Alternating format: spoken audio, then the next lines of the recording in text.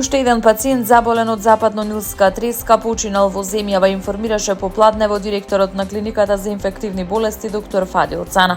Станува збор за 76 годишен пациент кој 27 дена бил на лекување на клиниката. Пациентот бил донесен во исклучително тешка здравствена состојба со невроинвазивна форма на западно-нилска треска.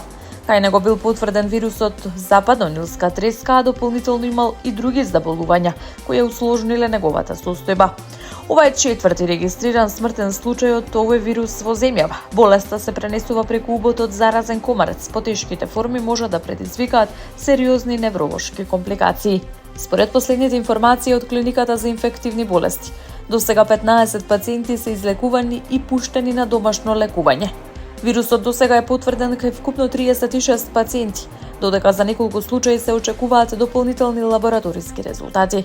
Здравствените власти продолжуваат со следење на состојбата, апелираат на превземање превентивни мерки за заштита од комарци, особено во периодот на нивна зголемена активност. Армијата на Република Македонија денеска одбележува 34 години од формирањето, период во кој, како што посочуваат од институцијата, прерасна во современа и интероперабилна сила во рамки на евроатлантскиот безбедносен систем. Преку учеството во меѓународни мисии и исполнувањето на НАТО стандардите и забрзаната модернизација, армијата денес ја потврдува својата улога како доверлив НАТО сојузник и фактор на регионалната безбедност. Од армијата оценуваат дека изминатата година била одбележана со значајни резултати, особено во делот на опремувањето, трансформацијата и зголемувањето на оперативната подготвеност. Воедно армиските единици продолжиле да им даваат поддршка на цивилните институции при природни непогоди и кризни состојби.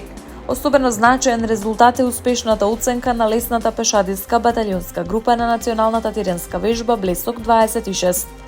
Единиците беше оценета како борбено подготвена за извршување на својата мисија, согласно НАТО стандардите за оценување на копнени единици и команди.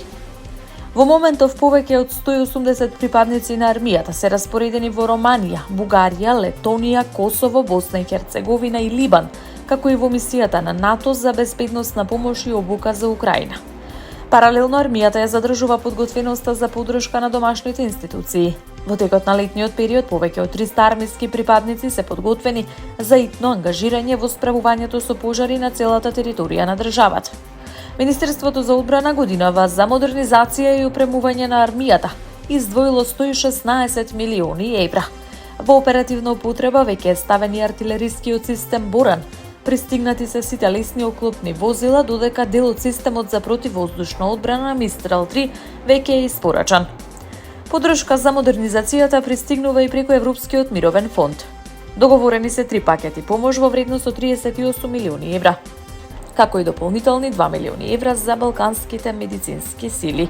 Средствата се наменети за опремување на лесната пешадиска баталионска група и унапредување на националните одбранбени капацитети. Планирани се реконструкција на хотелот Шарна, Попова шапка и на домот на армијата во Скопје, како и изградба на нови објекти за потребите на војната академија. До сега се реализирани околу 20 проекти во вредност од над 3 милиони евра. Во текст се и дополнителни зафати во касарните Илинден, Гоце Делчев, како и во Штипските касарни, Велешката, Прилепската и на полигонот Криволак. Од Министерството за одбрана велат дека се работи на решенија за статусот на професионалните војници кои навршуваат 45 години. Македонската армија денес е високо организирана воена формација со професионален интегритет, оперативна кредибилност и висока интероперабилност со сојузничките сили, порача председателката и врховна командантка Гордана Силјановска-Давкова на свеченоста во Охрид по повод Денот на армијата.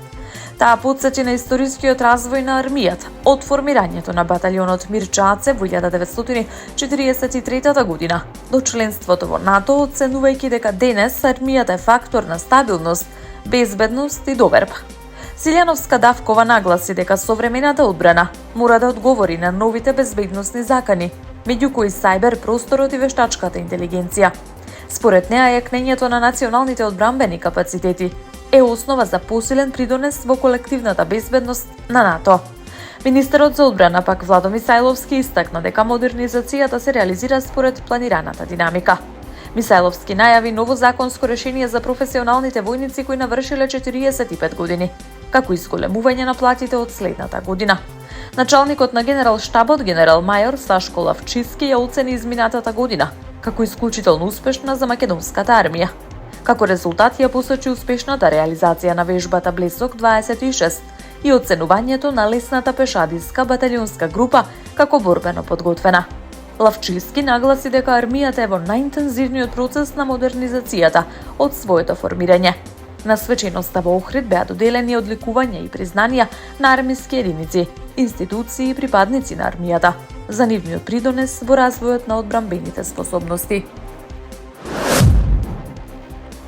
Премиерот Христијан Мицкоски денеска присуствуваше на централната свеченост по повод 18 август, денот на армијата и 34 години од формирањето на современата македонска армија. Свеченоста се одржа во Центарот за обука на вода во Охрид.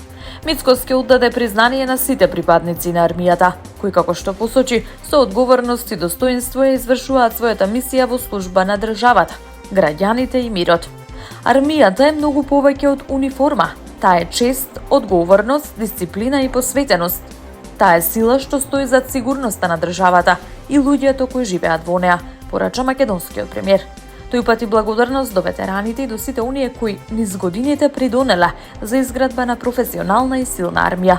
Мицкоски им го честиташе 18 август на сите активни припадници и ветерани на армијата. Универзитетот Свети Кирил и Методи Скопје го започна првиот уписен рок за новата академска година. За идните бруцаши се достапни 8.851 место на 23 факултети во земјава. Од нив 4.395 места се во државна квота, 3.621 се за редовни студенти со кофинансирање, а 835 места се наменети за вонредни студенти. Најголеми уписни квоти има медицинскиот факултет со 950 места, филолошкиот со 805, финки со 800. Следуваат економскиот со 655, филозофскиот со 635 и природно-математичкиот факултет со 626 места. ФЕИТ и машинскиот факултет имаат по 600, а правниот 555 места. Студентите кои ќе бидат примени во државната квота ќе плаќаат 200 евра во денарска противредност, додека за редовните студенти со кофинансирање и за вонредните студенти надоместот изнесува 400 евра. Пријавувањето се врши електронски преку системот iKnow, откако кандидатите ќе се регистрираат на платформата за уписи науки. По електронската пријава постапката се завршува во службите за студентски прашања на факултетите. Прелиминарните и конечни резултати ќе го одредат понатамошниот тек на уписите. Конечната ранглиста треба да биде објавена на 27 август. Запишувањето на примените кандидати е предвидено за 3 и 4 септември. Вториот уписен рок ќе се одржи на 10 и 11 септември. Третиот на 23 септември доколку останат слободни места. Министерката за образование и наука Весна Јаневска информираше дека годинава бројот на слободни места на универзитетите е намален за околу 2000. Намалувањето следува по анализа на потребите на пазарот на трудот, при што помалку места има кај струките со поголем број невработени кадри. Од друга страна, кај информатиката, машинството, градежништвото и останатите технички области, квотите се задржани на речиси истото ниво, имајќи ја предвид високата побарувачка и вработливост на овие кадри. Заменик председателот и министер за надворешни работи на Чешка Петр Мацинка утре ќе престојува во официјална посета на Македонија. Ова го соопшти министерот за надворешни работи и надворешна трговија Тимчо Муцунски, кој најави разговори за продлабочување на билатералните односи, европската перспектива, економската соработка и актуелните регионални и меѓународни прашања. Мацинка ќе биде еден од говорниците на амбасадорскиот совет, кој в четврток и петок ќе се одржи в Скопје, со учество на шефовите на македонските дипломатско-конзуларни представништва во странство. Муцунски информираше дека советот по пауза од неколку години повторно ќе се одржи во земјава со физичко присуство на амбасадорите и генералните конзули. На дневен ред ќе бидат европската и евроатлантската агенда, геополитичките и безбедносни промени, регионалната стабилност, институционалната отпорност, економската дипломатија и конзуларното работење. Амбасадорите и генералните конзули ќе имаат можност за директни разговори со председателката на државата, премиерот и председателот на собранието. Според Муцунски, тоа треба да придонесе за подобра институционална координација и усогласување на надворешно политичките приоритети. Во фокусот ќе бидат и конзуларните услуги и односите со диаспората. Министерот најави модернизација и дигитализација на услугите, како и подобра комуникација со македонските граѓани кои живеат во странство. Според него, современата дипломатија треба да биде активна, професионална и стратешки координирана.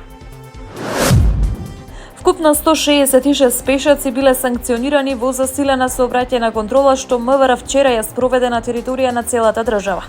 Контролата била насочена кон почитување на сообраќајните правила од страна на пешаците и се реализирала во периодот од 9 до 15 часот. Најголем дел од казнетите, односно 137 пешаци, биле санкционирани, затоа што улицата ја преминувале надвор од обележан пешачки премин.